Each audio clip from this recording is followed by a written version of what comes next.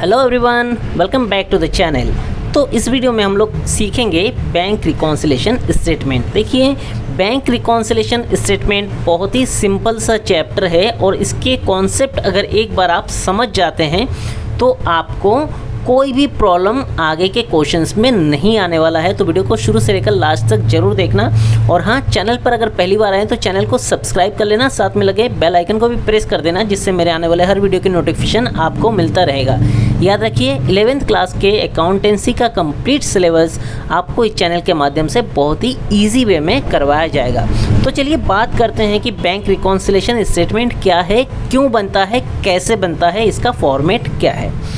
तो देखिए, कोई भी फर्म अपने पास कैश बुक रखता है, डबल कॉलम कैश बुक आपने पढ़ लिया होगा, नहीं पढ़ा होगा तो कैश बुक का चैप्टर आपके प्लेलिस्ट में, चैनल के प्लेलिस्ट में आपको मिल जाएगा, उसको देख के आप कैश बुक को समझ सकते हैं। तो देखिए, कैश बुक में बैंक कॉलम और कैश कॉलम दोनों होते हैं ना।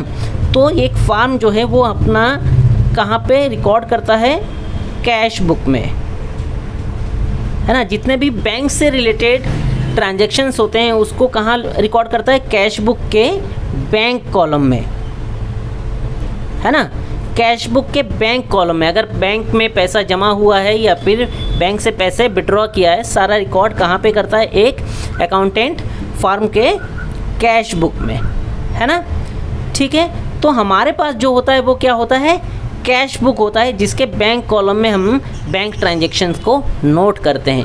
अच्छा, हम लोग बैंक में पैसे जमा करते हैं, बैंक से पैसे निकालते हैं, तो ये सारे ट्रांजैक्शंस बैंक भी रिकॉर्ड करता है ना। बैंक भी हमारे ट्रांजैक्शंस को रिकॉर्ड करता है। कहाँ रिकॉर्ड करता है, पासबुक में। ठीक है, हमारे ट्रांजैक्शंस को हम लोग कहाँ रिकॉर्ड करते हैं, जो भी हमारे बैंक से रिलेटेड ट्रांजैक्शंस होते हैं उसको हम कैश बुक में बैंक कॉलम में दिखाते हैं, है ना। और बैंक कहाँ रिकॉर्ड करता है उन ट्रांजैक्शंस को, पासबुक में। ठीक है, ये ध्यान रखिए कि हमारे पास जो होता है वो कैश बुक होता है, बैंक जहाँ रिकॉर्ड करता है वो पासबुक होता है। ठीक है, अब क्या होता है, कभी कभी इसका बैलेंस और इसका बैलेंस, कैश बुक का बैलेंस और पासबुक का बैलेंस मैच नहीं करता है।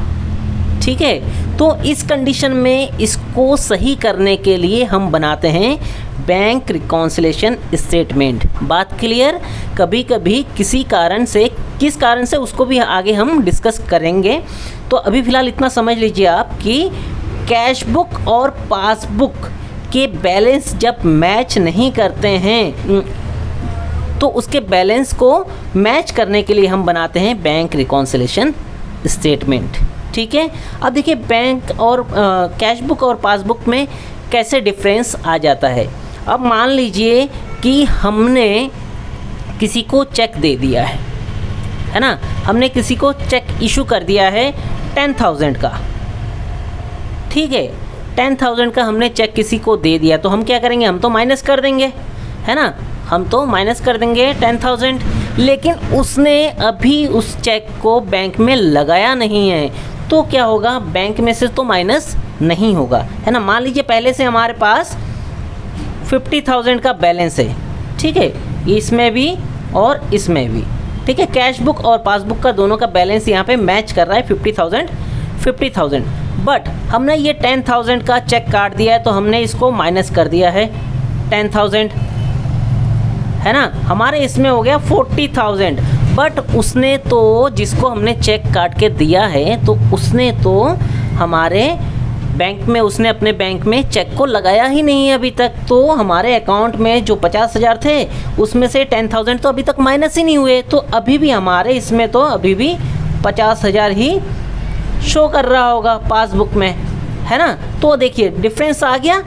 तो इसी डिफरेंस को सही करने के लिए हमें बैंक रिकॉन्सिलेशन स्टेटमेंट बनाना पड़ता है। अब हमें क्या करना होगा कि इसमें हमें फिर से 10,000 ऐड कर देना होगा, तो ये भी 50,000 और ये भी 50,000 इक्वल हो जाएगा। क्लियर? ओके, अब हम बात करेंगे कि इसके कुछ रूल्स, इसके कुछ फंडामेंटल्स कि कैसे क्या होता है। ठीक है, तो देखिए, सबसे पहले तो मोस्ट इम्पोर्टेंट आपको क्या समझना है कि कैश बुक का जो बैलेंस होता है वो डेबिट बैलेंस होता है, ठीक है, और जो पासबुक होता है उसका जो बैलेंस होता है वो क्रेडिट बैलेंस होता है। क्लियर। नेक्स्ट आपको क्या याद रखना है कि यहाँ पे जो होता है पासबुक, ठीक है ना, पासबुक क्या है, इस पिक्चर का हीरो है, मतलब इसके साथ हम कोई छेड़छाड़ नहीं कर सकते। हमें जो भी प्लस करना है या माइनस करना है वो हम कैश बुक में करेंगे, क्योंकि हम लोग जिसमें रिकॉर्ड करते हैं वो होता है हमारा कैश बुक। हम अपने बैंक के ट्रांजैक्शन को कहाँ रिकॉर्ड करते हैं, कैश बुक में रिकॉर्ड करते हैं, बैंक कॉलम में। तो हम लोग अपना जो भी ऐड करना है या सब्ट्रैक्ट करना है वो हम अपने कैश बुक में कर सकते हैं। लेकिन पासबुक में आपको पता होगा सभी के पास पासबुक होता है, तो पासबुक में जो भी रिकॉर्ड करता है वो बैंक करता है, उस पर हम लोग नहीं कर सकते। इसलिए मैंने कहा कि पासबुक जो है वो हीरो है, ठीक है, इस पर हमें छेड़छाड़ नहीं करना है। क्लियर। नेक्स्ट क्या होता है,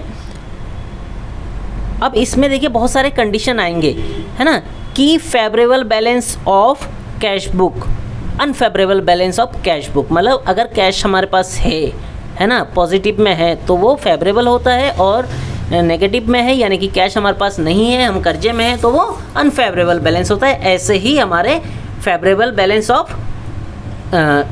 बैलेंस एज पर पासबुक और unfavourable balance as per passbook, ठीक है, इस तरह से होंगे। क्लियर। नेक्स्ट हमें क्या ध्यान रखना है, अगर हमारे पास क्वेश्चंस में, अगर हमारे क्वेश्चन में बैलेंस जो दिया होगा वो अगर एज पर कैश बुक दिया होगा, अगर balance as per cash book,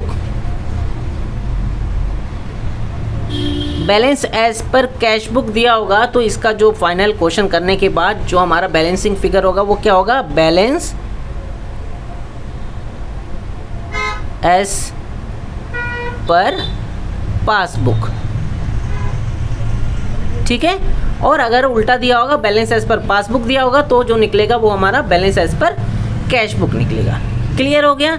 तो उम्मीद करता हूँ आपको ये सारा फंडामेंटल इसका कंप्लीट समझ में आ गया होगा। देखिए अब इसमें 4 तरह के क्वेश्चन होंगे, जो कैश बुक का बैलेंस डेबिट और क्रेडिट यानी कि फेवरेबल और अनफेवरेबल, ये दो कंडीशन हो गए, और पासबुक का भी सेम ऐसे ही 2 कंडीशन हो गए, जिसमें क्वेश्चन में पासबुक का बैलेंस दिया होगा, कभी फेवरेबल और कभी अनफेवरेबल। तो ये 2 और 2 4 हमारे पास कंडीशंस आ जाते हैं। अब थोड़ा सा डिस्कस कर लेते हैं हम लोग कि हमारा बैंक रिकॉन्सिलिएशन स्टेटमेंट, इसका फॉर्मेट क्या है, ठीक है।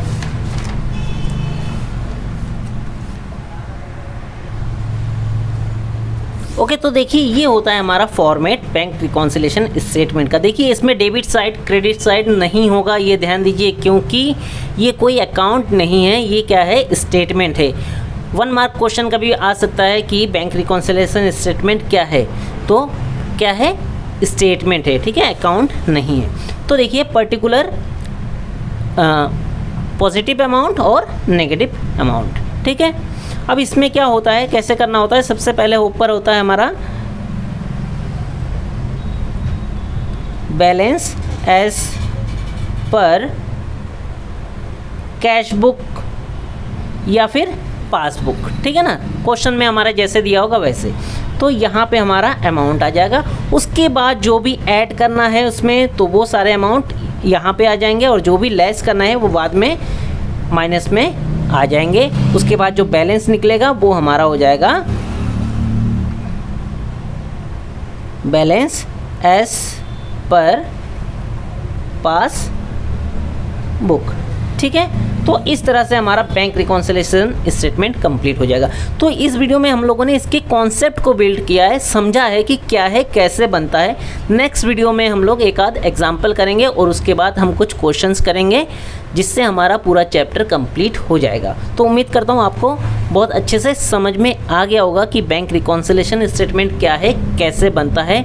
लास्ट में एक बार फिर से कह रहा हूँ, अगर आपको वीडियो अच्छा लगा, अगर आपको समझ में आया तो वीडियो को लाइक कर दीजिए, और हाँ, कोई भी डाउट हो तो मुझे कमेंट करके ज़रूर बताना, ताकि मैं नेक्स्ट वीडियो में आपके सारे डाउट्स को क्लियर कर सकता हूँ। और हाँ, चैनल को अगर अभी तक सब्सक्राइब नहीं किया है तो चैनल को सब्सक्राइब कर लेना और साथ में लगे बेल आइकन को भी प्रेस कर देना, जिससे मेरे आने वाले हर वीडियो की नोटिफिकेशन आपको मिलता रहेगा। 11th क्लास के अकाउंटेंसी का कंप्लीट सिलेबस आपको इस चैनल के माध्यम से बहुत ही ईजी वे में करवाया जाएगा। तो मिलता हूँ आपसे नेक्स्ट वीडियो में, जिसमें हम लोग कुछ एग्जाम्पल करेंगे और कुछ क्वेश्चंस करेंगे बैंक रिकॉन्सिलेशन स्टेटमेंट के। Thank you.